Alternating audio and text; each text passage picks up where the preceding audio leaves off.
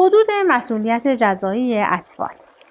برای شناخت مسئولیت جزایی مجرمین، بزرگسال به طور عام و اطفال بزهکار به طور اخص مقدمتاً بیان نکاتی ضروری که به طور اجمال و گذرا اشاره می‌کنیم.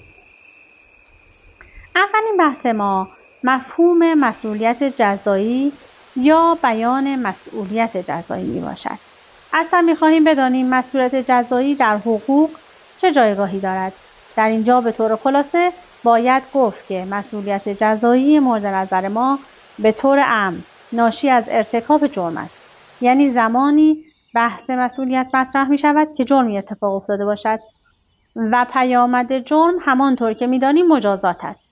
اما لازمه اعمال مجازات درباره هر مجرمی، اعم از بزرگسال، کودک